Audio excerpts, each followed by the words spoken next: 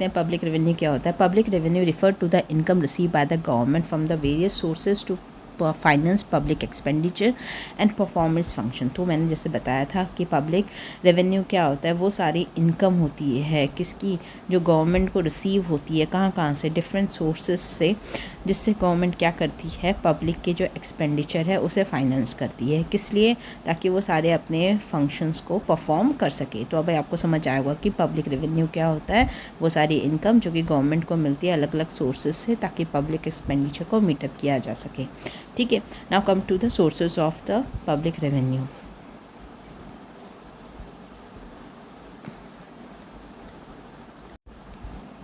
तो sources of public revenue की बात करें तो 3 मेजर सोर्स मैंने अभी आपको बताए थे कि एक होता है tax revenue, non tax revenue and grant and aid. और जो टैक्स रेवेन्यू होता है उसको भी फर्दर 2 पार्ट्स में बांटा होता है। एक हमारा होता है डायरेक्ट टैक्स और दूसरा होता है इनडायरेक्ट टैक्स।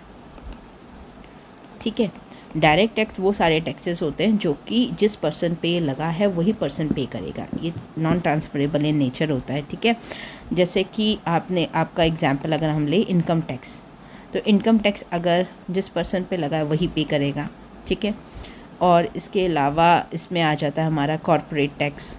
ठीक है, नॉन इनडायरेक्ट टैक्सेस वो टैक्सेस होते हैं जो कि इम्पोज तो किसी और पे किया जाता है पर उसका पेमेंट कोई और कर रहा होता है। जैसे जीएसटी अगर हम देखें तो जीएसटी जो है वो इम्पोज गवर्नमेंट करती है आपके मैन्युफैक्चरर पे। ठीक है, जीएसटी मैन्युफैक्चरर्स पे गवर्नमेंट इम्पोज करती है, पर मैन्युफैक्चरर्स क्या करते हैं, या आप किसी भी इंडस्ट्रीज की बात कर सकते हैं, इंडस्ट्री क्या करती है, जो कस्टमर्स होते हैं उस पर जीएसटी इम्पोज कराती है। कस्टमर जो होते हैं वो पे करते हैं, ना कि मैन्युफैक्चरर।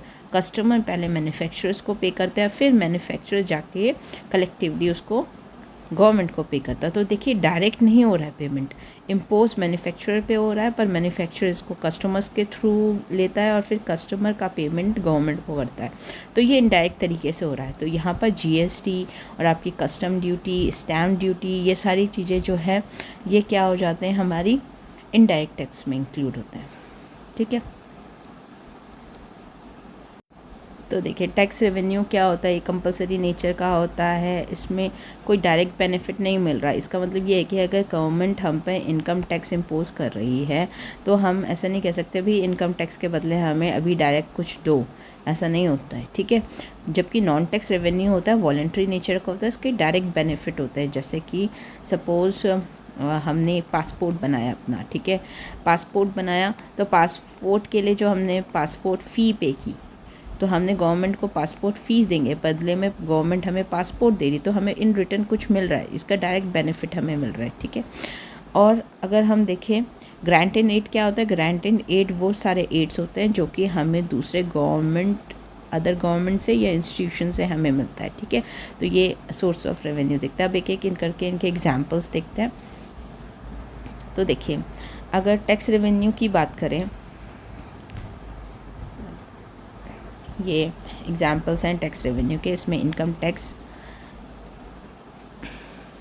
तो ये एग्जाम्पल है टैक्स रेवेन्यू के। टैक्स रेवेन्यू के एग्जाम्पल्स हैं, ये है नॉन टैक्स रेवेन्यू के एग्जाम्पल्स, और ये हमारे फिर ग्रांट एंड एड। ठीक है, टैक्स रेवेन्यू के एग्जाम्पल देखिए, income tax, GST, custom duty, excise duty, corporate tax, property tax. और नॉन टैक्स रेवेन्यू में हमें interest receipt, dividend, fee and fines, profit on public enterprises, अगर गवर्नमेंट की कोई एंटरप्राइज है वो प्रॉफिट में चल रही है तो ये है ना नॉन वॉलंटरी नेचर है।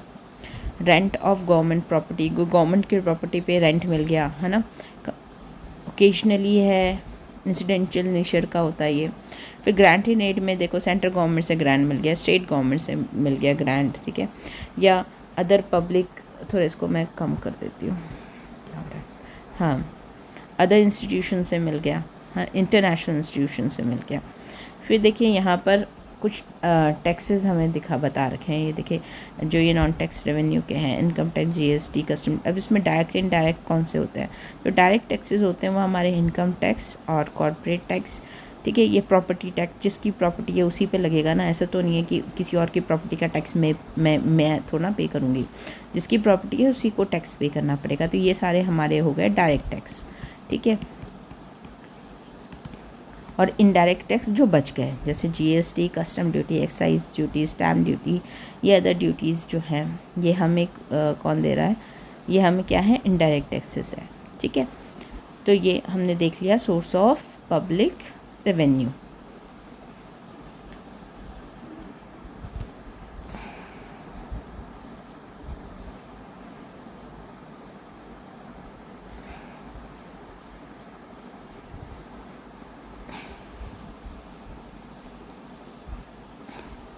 चलिए अब डिफरेंस देख लेते हैं tax revenue and non tax revenue का शॉर्ट में फिर से। सबसे पहले नेचर, ये कंपलसरी नेचर का होता है,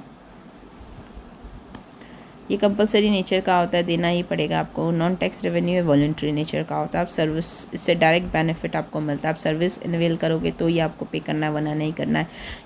ये डायरेक्ट से कोई हमें बेनिफिट नहीं मिल रहा है, हमें ये पे करना ही पड़ेगा गवर्नमेंट को। Example income tax, GST, custom duty. मैंने आपको बताया इनकम टैक्स जो है वो हमारा डायरेक्ट टैक्स है और जो कस्टम ड्यूटी है वो हमारा इनडायरेक्ट टैक्स है। ठीक है, और जीएसटी हमारा इनडायरेक्ट टैक्स है। फिर ये देखें, इसका एग्जांपल है fee, fine, interest, dividend. Elasticity क्या है, generally less elastic, generally more elastic. Importance क्या है, major and stable source of revenue, ये मेजर सोर्स ऑफ रेवेन्यू है और ये सप्लीमेंट्री है, ये ऐड ऑन है, मिलेगा। ठीक है, ऐड होता है। तो सबसे ज़्यादा source of income public revenue की कहाँ से गवर्नमेंट को मिल रही है, वो टैक्स रेवेन्यू से मिलती है।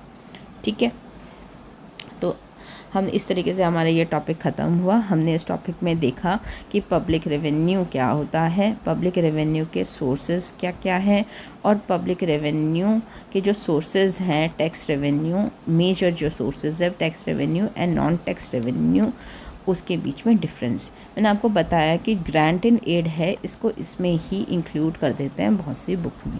ठीक है, तो ये आप ध्यान रखिए कि जो मेजर सोर्सेज हैं वो सिर्फ दो हैं, tax revenue and non tax revenue. Thank you and please like and subscribe my channel if you like my videos, and if you it will be motivate me for making such videos. Thank you so much.